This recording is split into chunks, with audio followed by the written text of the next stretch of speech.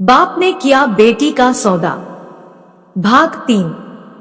2 महीने बाद लुबना की खाला लुबना से कहने लगी कि उनकी बहू काम नहीं करती है। घर पर काम वाली की बहुत जरूरत है और कोई अच्छी काम वाली उन्हें नहीं मिलती है। खाला की ऐसी हालत देखकर लुबना ने कहा है, खाला आप नेहा को ले जाइए, क्योंकि भाई के खत्म होने के बाद अब मेरी इतनी हिम्मत नहीं रह गई कि बच्चों का भी टेंशन ले।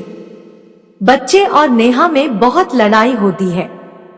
आप नेहा को अपने साथ ले जाइए, मैं अपने घर के काम के लिए दूसरी कामवाली रख लूंगी। लुबना की खाला बहुत अमीर घर की है। वो एक सरकारी स्कूल में प्रिंसिपल है।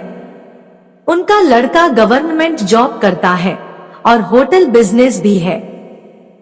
नेहा लुबना की खाला के साथ उनके घर चली गई।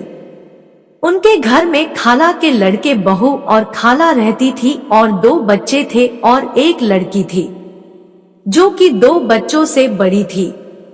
खाला बनारस में रहती थी। बनारस में जाने के बाद नेहा की जिंदगी में बहुत बदलाव आया। नेहा का अब बचपना नहीं रह गया था। अब वो बड़ी और समझदार लड़की हो गई थी और अब उसे खाना बनाना भी आता है। उस घर की बहू बहुत ही कामचोर थी। नेहा किचन में क्या कर रही है, इससे बहू को कोई मतलब नहीं रहता था। इसलिए नेहा की किस्मत वहां जाने से चमक गई। वो उस घर की मालकिन जैसे फील करती थी। ना कोई रोक टोक, जी भर के खाना खाओ, कोई पूछने वाला भी नहीं। वो अपने लिए अच्छा खाने का निकल लेती, उसके बाद घर वालों को खाना देती। एक दिन खाला ने सोचा इसका कटे होठ का ऑपरेशन करा देते हैं, क्योंकि इसकी भी शादी करना है। खाला डॉक्टर के पास उसे ले गए। डॉक्टर ने कहा, नेहा बहुत ही कमजोर है, उसका ऑपरेशन नहीं हो सकता है, इसको बहुत खून की जरूरत है।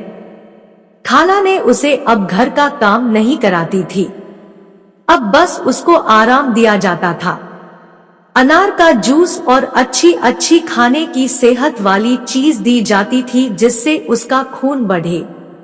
1 महीना के बाद खून बढ़ गया और डॉक्टर ने नेहा का ऑपरेशन कर दिया।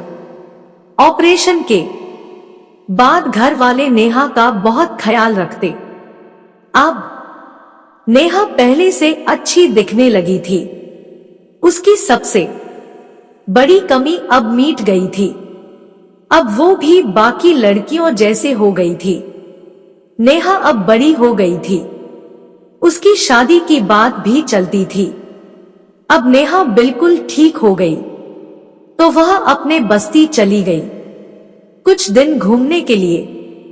वो ट्रेन में बैठे यही सोच रही थी कि ऑपरेशन के बाद में इतनी अच्छी लगने लगी हूँ, सब मुझे बस्ती में देखते ही रह जाएंगे। पर उसके किस्मत में तो कुछ और ही लिखा था जो वो सोच भी नहीं सकती थी।